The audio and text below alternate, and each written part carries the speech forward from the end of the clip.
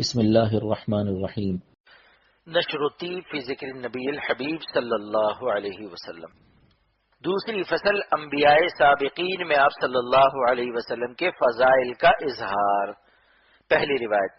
حضرت آدم علیہ السلام نے رسول اللہ صلی اللہ علیہ وسلم کا نام مبارک عرش پر لکھا ہوا دیکھا تھا، اور اللہ تعالیٰ نے حضرت آدم علیہ السلام سے فرمایا، اگر محمد صلی اللہ علیہ وسلم نہ ہوتے تو میں تمہیں پیدا نہ کرتا۔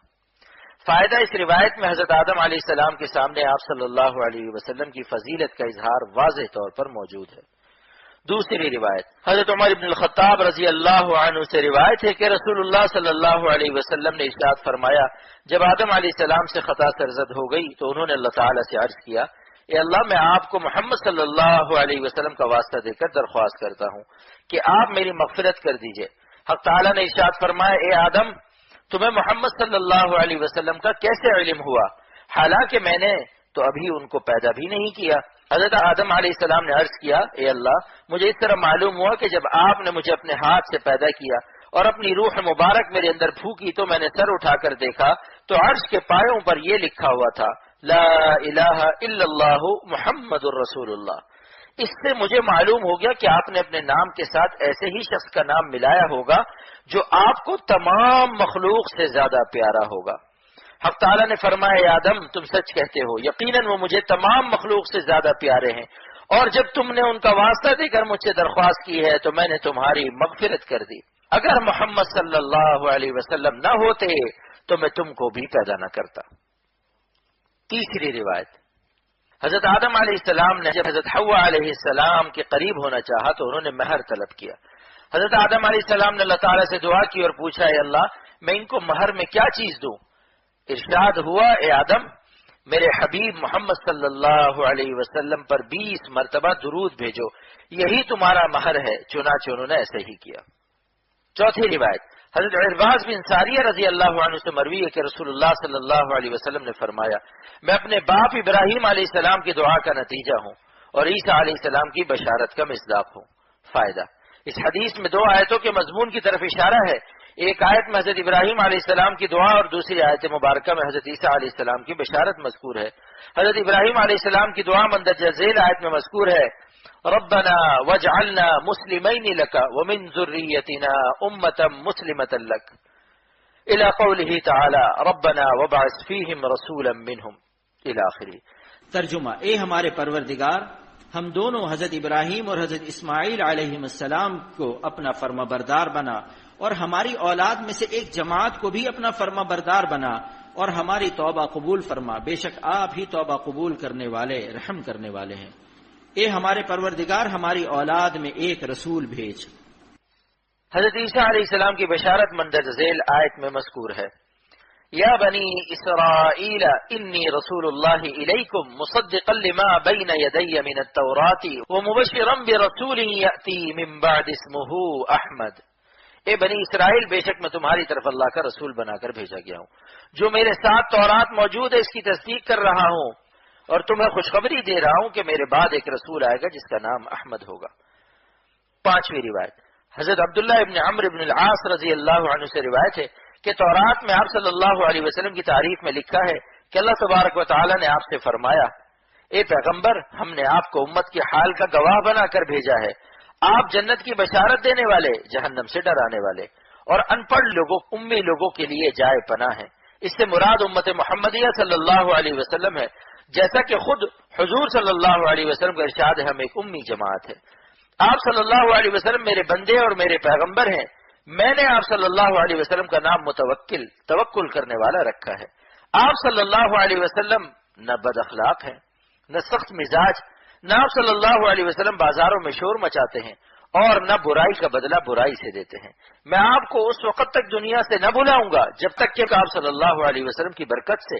غلط راستے یعنی کفر کو درست راستے یعنی ایمان سے نہ بدل دوں گا کہ لوگ کلمہ پڑھنے لگیں، یہاں تک کہ میں اس کلمے کی برکت سے نہ دیکھنے والی آنکھوں کو، نہ سننے والے کانوں کو اور بند دلوں کو کھول دوں گا۔ مطلب یہ ہے کہ جب تک اسلام خوب پھیل نہ جائے گا اس وقت تک آپ صلی اللہ علیہ وسلم اس دنیا سے تشریف نہ لے جائیں گے۔ چھٹی روایت، حضرت کعب رضی اللہ عنہ فرماتے ہیں تورات میں لکھا ہے کہ اللہ تبارک و تعالی فرماتے ہیں محمد الرسول اللہ صلی اللہ علیہ وسلم میرے پسندیدہ بندے ہیں، وہ مکہ میں پیدا ہوں گے، مدینے کی طرف ہجرت کریں گے، جو برائی کا بدلہ برائی سے نہیں دیتے بلکہ معاف کر دیتے ہیں اور درگزر فرماتے ہیں، اور ان کی سلطنت کا مرکز ملک شام ہوگا۔ فائدہ، چنانچہ خلفائے راشدین کے بعد اسلامی سلطنت کا مرکز ملک شام بنا اور وہاں سے اسلام خوب پھیلا۔ ساتویں روایت، حضرت عبداللہ بن سلام رضی اللہ عنہ فرماتے ہیں کہ تورات میں حضرت صلی اللہ علیہ وسلم کی مذکورہ بالا صفات کے ساتھ یہ بھی لکھا ہے کہ حضرت عیسیٰ علیہ السلام آپ صلی اللہ علیہ وسلم کے ساتھ مدفون ہوں گے۔ فائدہ، آخری تین روایتوں کے راوی پہلی آسمانی کتابوں کے عالم ہیں، بعض آیات بھی ان احادیث کے ہم معنی ہیں، چنانچہ دو آیتوں کا مضمون تو اس فصل کی چوتھی روایت کی شرح میں مذکور ہو چکا، اب باقی تین آیتیں مزید ذکر کی جاتی ہیں۔ پہلی آیت سورہ اعراف میں اللہ تعالیٰ کا ارشاد ہے، الذین یتبعون الرسول النبی الامی الذی یجدونہ مکتوبا عندہم فی التوراۃ والانجیل یأمرہم بالمعروف وینہاہم عن المنکر وَيُحِلُّ لَهُمُ الطَّيِّبَاتُ وَيُحَرِّمُ عَلَيْهِمُ الْخَبَائِثَ وَيَضَعُ عَنْهُمْ إِصْرَهُمْ وَالْأَغْلَالَ الَّتِي كَانَتْ عَلَيْهِمْ۔ ترجمہ، جو لوگ امی رسول اور نبی کی پیروی کرتے ہیں وہ ان کا ذکر تورات اور انجیل میں اس طرح لکھا ہوا پاتے ہیں کہ وہ ان کو نیک کام بتائیں گے، بری بات سے منع کریں گے، پاک و صاف چیزوں کو ان کے لیے حلال قرار دیں گے اور گندی چیزوں کو حرام قرار دیں گے، اور جو احکام ان کے لیے بہت سخت ہیں ان کو ختم کر دیں گے۔ دوسری آیت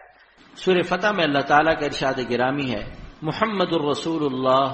والذین معه اشداء علی الکفار رحماء بینہم تراہم رکعا سجدا یبتغون فضلا من اللہ ورضوانا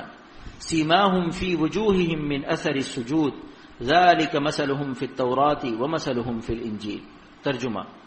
محمد اللہ کے رسول ہیں اور جو لوگ ان کے ساتھ ہیں وہ کفار کے مقابلے میں سخت ہیں، آپس میں مہربان ہیں، تو جب انہیں دیکھے گا تو وہ رکوع و سجود میں مشغول ہوں گے، وہ اللہ کا فضل اور اس کی رضا چاہتے ہیں، ان کے چہرے پر سجدے کے نشانات ہیں، ان کی یہ صفات ہیں، تورات اور انجیل میں بھی مذکور ہیں۔ تیسری آیت سورہ بقرہ میں اللہ تعالیٰ کا ارشاد ہے، وَلَمَّا جَاءَهُمْ كِتَابٌ مِّنْ عِندِ اللَّهِ مُصَدِّقٌ لِّمَا مَعَهُمْ وَكَانُوا مِن قَبْلُ يَسْتَفْتِحُونَ عَلَى الَّذِينَ كَفَرُوا فَلَمَّا جَاءَهُم مَّا عَرَفُوا كَفَرُوا بِهِ۔ ترجمہ، جب اہل کتاب کے پاس ان کے علوم کی تصدیق کرنے والی کتاب یعنی قرآن آئی اور وہ لوگ اس رسول کے آنے سے پہلے کفار اور مشرکین کے مقابلے میں آپ صلی اللہ علیہ وسلم کے وسیلے سے فتح کی دعا کیا کرتے تھے یا ان کو آپ صلی اللہ علیہ وسلم کے آنے کی خبر دیا کرتے تھے، تو جب ان کے پاس جانی پہچانی چیز پہنچی یعنی قرآن اور حضرت صلی اللہ علیہ وسلم تو اس کے منکر ہو گئے۔ فائدہ، آپ صلی اللہ علیہ وسلم کو پہچاننے اور آپ صلی اللہ علیہ وسلم کے وسیلے کے ذریعے فتح کی دعا سے معلوم ہوا کہ آپ صلی اللہ علیہ وسلم کا ذکر پہلی کتابوں میں بھی موجود تھا۔ اسی پہچان کو سورۃ البقرہ کی ایک آیت میں اس طرح فرمایا گیا، الذین آتیناہم الکتاب یعرفونہ کما یعرفون ابناءہم، جن لوگوں کو ہم نے کتاب یعنی تورات و انجیل دی وہ لوگ رسول اللہ صلی اللہ علیہ وسلم کو ایسے پہچانتے ہیں جس طرح اپنے بیٹوں کو پہچانتے ہیں۔ اللہ تعالی ہم سب کو رسول کریم صلی اللہ علیہ وسلم کی اتباع اور محبت کاملہ نصیب فرمائے، آمین۔